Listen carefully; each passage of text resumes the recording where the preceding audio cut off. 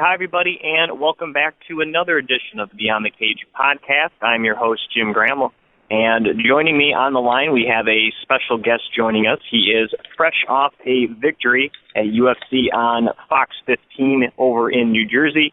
He is the Funk Master, Aljamain Sterling. And Aljamain, thanks for coming on the show. No problem. Thank you for having me. All right, of course, spring is now upon us here, and winter is just about over with. So are you happy for the new change in seasons? Spring is here? I thought it was still wintertime. So it's still a little cold outside.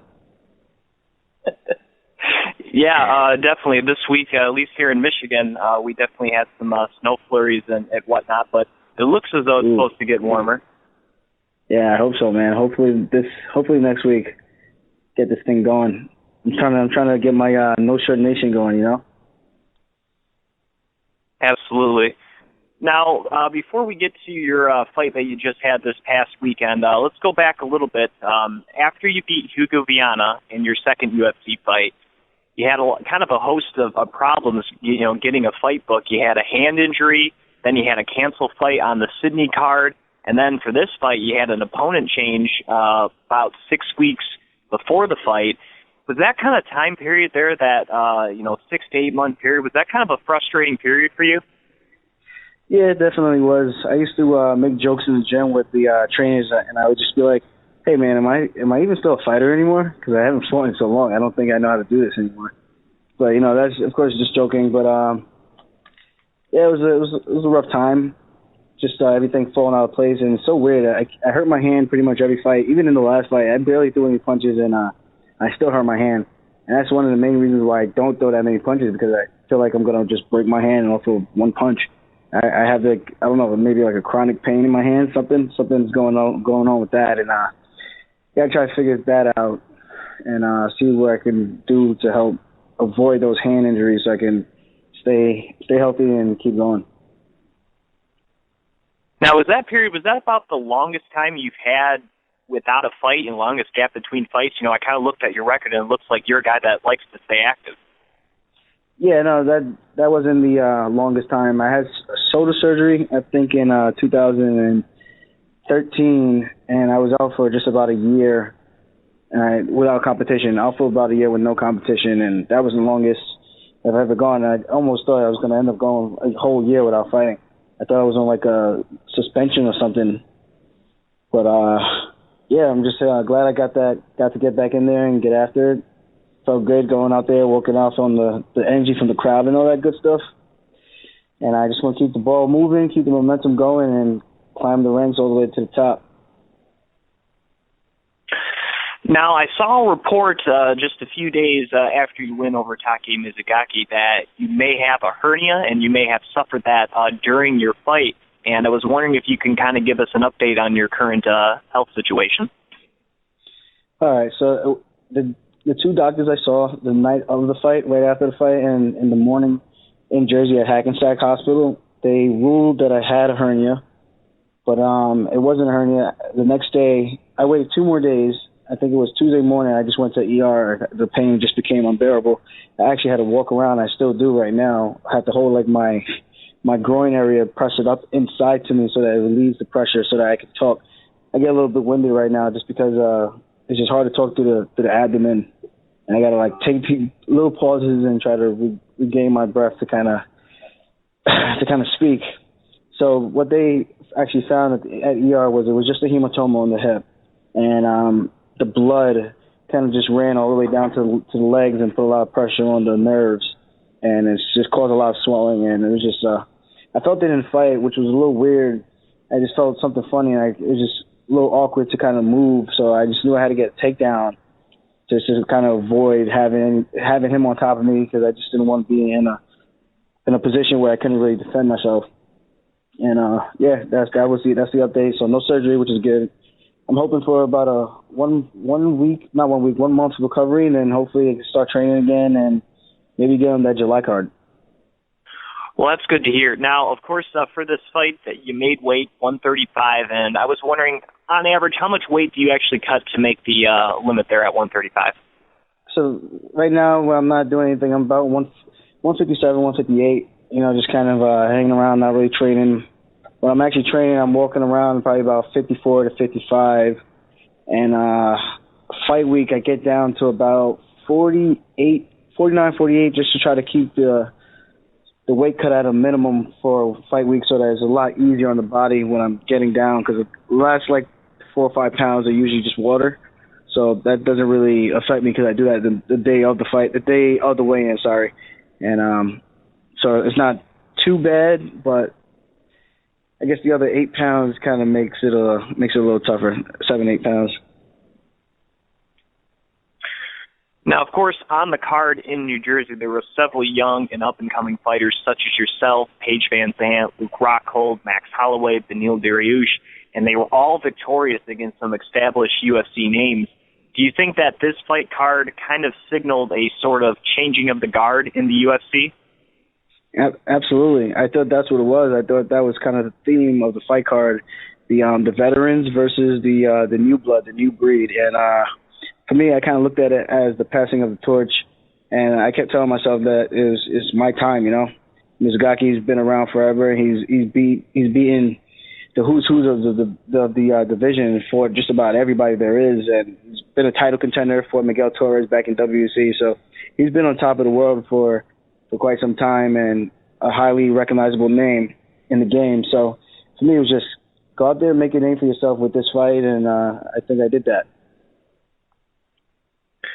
Now, looking at your fight against Mizugaki, you had a lot of success, especially in the second and third rounds, by taking him down. And was that kind of your game plan, to keep the pressure up on him with the takedowns and make sure that you were on top of him and not vice versa? Nah, I didn't really think he was going to want to take me down. I mean, I wasn't feeling 100% going into the fight to begin with, but I just knew in my heart and in my mind, I already made it up that I wasn't going to throw out the fight no matter what. And I just kind of said to myself, just stick to your bread and butter, do what you're good at, and if whatever you feel like doing, just go out there and just do it. And it was kind of just like play by reaction. So whenever I felt him kind of wind up, I was just like, all right, if he's going to try to make this a slugfest, I'm just going to take him down, because I'm not about that. And if he wanted to try to take me down, I was going to try to keep it standing. But he didn't really initiate any takedowns for the most part. I kind of did all that stuff, and I put the pressure on him from the very beginning, and that's what I wanted to do, make him uncomfortable and get him tired, get his arms a little heavy, and eventually just break him. Now, if you weren't able to get the submission that you did, do you think that you still would have done enough to win the fight if it went to the judges? Oh, yeah. Absolutely. I thought I was up 2-0. I mean, even in my guard, no one's gotten a chance to see it yet, but I think that's the ace in my back pocket right now. People don't know that I'm actually pretty good off my back. So even if I didn't get that choke and he slipped out, his hands would have been on the mat, and right there I would have transitioned probably to an armbar or to a triangle attempt. So my overall game, especially when it comes to jiu-jitsu, is just different. I'm just constantly attacking, looking to finish the fight. So even if I didn't get the triangle or the armbar, I'm looking for leg locks. I'm looking to hit leg sweeps just to get back up to the feet or get back on top. So that would have been fun to actually watch, but I'm actually happy I got the finish, because that's what I really wanted, because I think people want to see finishes, and they like the exciting part of jiu-jitsu, and I think that's the good thing about this sport and the good thing about my style. I'm going out there to finish these guys, and I'm not going out there to kind of just kind of lay on a guy and backpack him to death, It probably looked like I was just hugging this guy, but I was working to try to get that mount, and he did a good job. He was a tough guy, not trying to give up anything in terms of position. And one time he almost reversed me in the second round. And I thought about going for the flying triangle and kind of like Joe Lozano versus Jamie Varner. And that's what I was going to do. And I was kind of like, you know what, I'm just going to hit the limp arm and just go back to back control and just establish position, and maybe he'll give me the arm triangle or give me something else. Now, speaking of the submission finish that you had, I really haven't seen anything like that since all the way back when Jeremy Horn submitted Chuck Liddell, and that was technically a Dari choke. Yours was an arm triangle choke, but very similar choke anyways. But I was wondering, is that something you've ever pulled off before, either in practice or any other type of competition? You know what? No, it's not. It's not something I actually practice, but it is. It's not something I practice on the regular. I mean, I've tried it, played around with it just to see if I could get it, but nothing that, you know, I constantly go to the gym and I'm like, all right, I'm going to try this. My overall game, especially when it comes to grappling, is to choke the guy. And when I'm in practice, I'm looking for limbs, but for the most part, I'm looking to strangle somebody, and that's just kind of how I like to do it. I think that there's just a certain satisfaction that you get with choking somebody. So I think for me, making you, you know, quit, making you tap or put you to sleep, that's exciting. That's, for me, that's like a big rush hiding. Maybe I think it's better than even getting a TKO. So that's kind of how I look at it. But definitely not something I practice all the time. It's just I'm always looking for chokes any way I could get it in my scrambles, any way I could attack the neck. You better just make sure your hands are ready to defend. Jim Graham here on Beyond the Cage, talking with Aljamain Sterling. You can follow him on Twitter at @Funkmaster_UFC, fresh off his victory over Take Mizugaki at UFC on Fox 15. And after you win, you kind of mentioned in the post-fight interview, you know, looking for one of those fight of the night bonuses, but it looks as though the guy in the main event, Luke Rockhold, kind of stole it away from you there with his submission victory. Are you kind of mad at Luke that he stole that nice bonus away from you? Yeah, I'm very upset about that. I should go out there and go choke him or something, but no. But yeah, it sucks, man. I thought for sure a submission that you don't see versus a submission that you always see. I mean, you got an unranked guy and you got two ranked guys. You know, the possibilities of the fight ending in the finish, you know, you guys know what Luke Rockhold brings to the table. No one really knew or had an understanding of my game yet. And I think for me to go out there and do that to the number 6 ranked guy in the world just made more sense. And especially hitting a submission that no one's seen in probably over 20 years. It's kind of like, I thought that would have been the icing on the cake. Maybe I get I'm in the running for a submission of the year. So hopefully nobody else does anything crazy this year, and maybe I can get that. Right, and also maybe your teammate there, Chris Weidman, maybe he'll get a little revenge if he does match up against Luke and beat him for you. Yeah, he's going to choke him out from the bottom, from his guard, with an arm triangle. And then he's going to whisper in his ear and say, you should never have took Aljamain's bonus. Now, also in that post-fight interview after the fight, not only you, but your another one of your teammates there, Gian Vellante, both asked the crowd, you know, are you cheering for me as a poke at your teammate, Ally Quinta, for his post-fight comments in Virginia? And I was wondering, you know, there were several of you Cerro Longo guys there. Whose idea was it to do that, you know, if you guys were victorious there?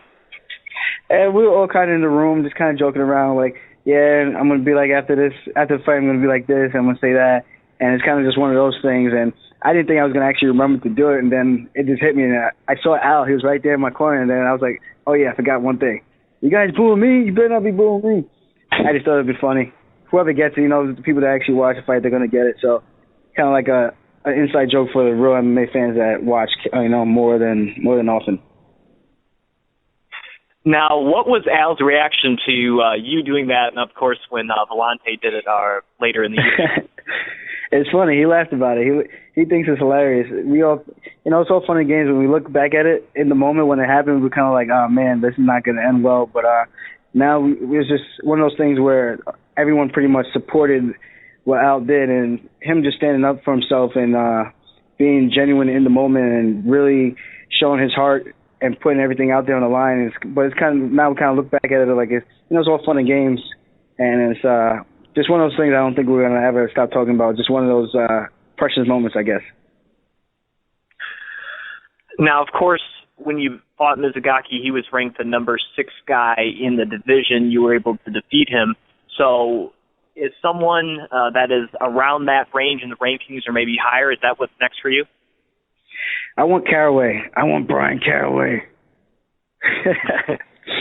That's what I want. I already told Shelby I want Brian Caraway when I come back, and not because it's not anything disrespectful. I think both of our styles will be a fun fight for the fans, and I think my style versus my jiu-jitsu versus his jiu-jitsu, I think that would be something great to watch. And I think you're going to see a lot of high-paced position changes, a lot of great transitions, and a lot of good things from both of us. And I think I best him in the stand-up. So I think even if we don't get the fight to the ground, it's not a grappling fight, then I think we're both forced to stand, and you guys get to see something crazy on the feet.